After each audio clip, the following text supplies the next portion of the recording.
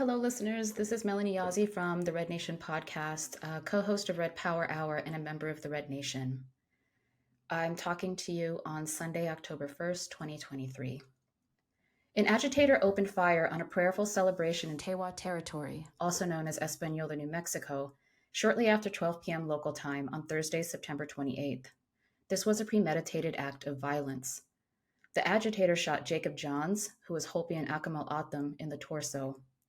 Johns was protecting a peaceful group of community members assembled at the Rio Arriba County Annex building, along with a half a dozen other community peacekeepers. The gunman was heard saying, quote, "Let's do this," to a small group of men immediately before opening fire. At the time of the shooting, community members were celebrating a postponement of the reinstallation of a Juan de Oñate statue that was previously removed from its Alcalde, New Mexico location on June 15th of 2020. Rio Arriba County officials plan to reinstall the statue on Thursday morning in its new location in front of the county annex building, but postponed the reinstallation after community members and activists mounted pressure earlier in the week. News of the postponement came as a relief to organizers, who turned the planned peaceful protest into an impromptu peaceful celebration with speeches and a community feed. Before the shooting, the agitator was seen antagonizing the crowd, saying racist remarks, referring to attendees as, quote, Indians, and at one point proclaiming himself to be a follower of QAnon. The agitator also made a point to introduce himself to the media present and requested to be photographed and filmed. In the moments leading up to the shooting, the agitator attempted to approach the small crowd of mostly Indigenous women and children congregating around the event's speakers in front of the building's main entrance. Video evidence shows that Jacob Johns and other community peacekeepers successfully stopped the agitator from approaching the crowd. Eyewitnesses speculate that the shooter was trying to break through the crowd to shoot the speaker, or to jump on the cement pedestal to get a vantage point with the intent of carrying out a mass shooting.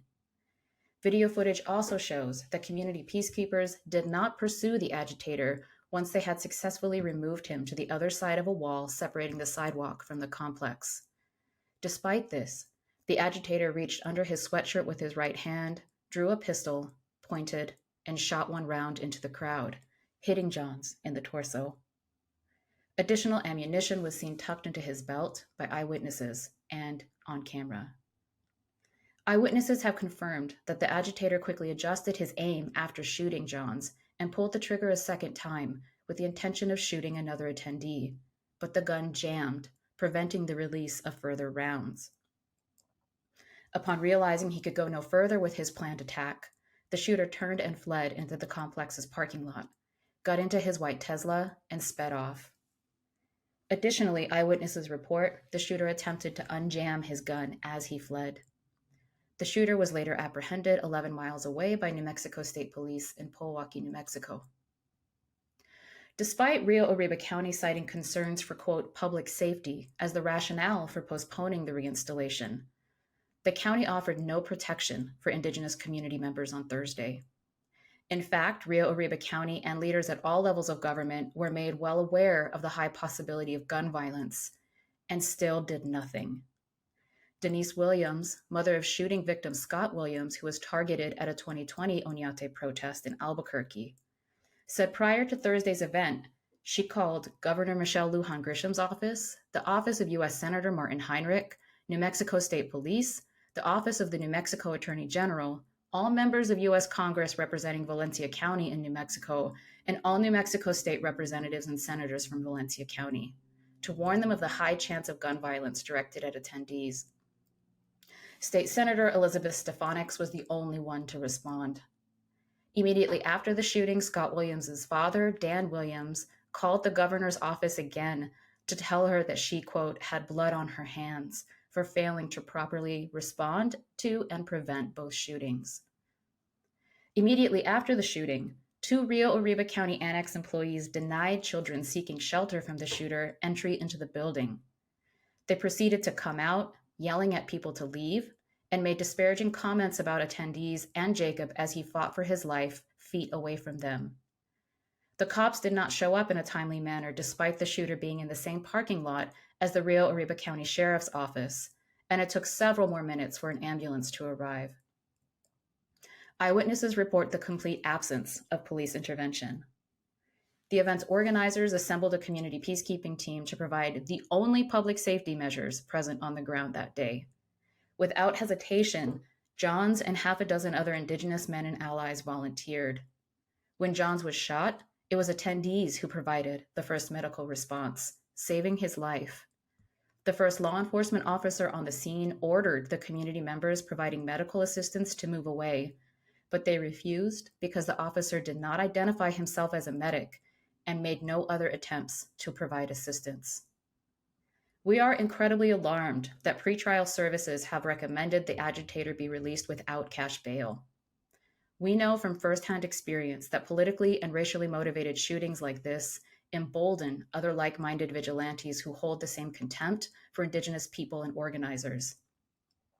The agitator and his sympathizers pose a very real and serious threat to all Indigenous people, and to Indigenous women activists specifically. The establishment, which Alex Naranjo, Rio Arriba County Commissioner who pushed the reinstallment of the Oñate statue forward, himself lauded as, quote, a system that we've lived with for 400 years, circles its wagons to protect Indian killers who are colonialism's foot soldiers. This means there is virtually no formal protection or justice for Indigenous women, people, and activists in these times of heightened danger. We call upon all national, tribal, state, county, and city officials and movement allies to condemn this racist attack and demand safety and protection for Indigenous people, women, organizations, and communities. We call upon everyone to contact your officials and apply pressure. Demand the following when you're contacting your officials. Number 1, do not release the shooter. Number 2, this must be recognized as the racially motivated hate crime that it is at all levels of government. 3, protect Native women. As of now, the shooter is being held at Rio Arriba County Jail in Tierra Amarilla, New Mexico. The bond hearing is scheduled for Monday at 11:30 a.m. at the Rio Arriba Magistrate Court. We will inform the public of any further updates. And please also pray for Jacob Johns and his family. A GoFundMe has been set up to help support him and his family during his recovery. Please donate and circulate the donation request. Finally, the Red Nation podcast will be recording an emergency live episode about Thursday's events tomorrow evening, Monday, October 2nd at 5 p.m. Mountain Time. The Red Nation and Indian Collective will be discussing the event's wider significance for the Native Liberation Movement. If you would like a link to the press release that I've just shared, please go to therednation.org. That's therednation.org. You can scroll to the bottom to a link to find more information, to find recent media stories, video testimony, and other resources that will help paint the full picture of what happened on Thursday. And please, again, consider joining us tomorrow evening at 5 p.m. Mountain Time on the Red Nation podcast platform to listen to a live podcast recording where we will discuss what happened on Thursday. Thank you so much for listening.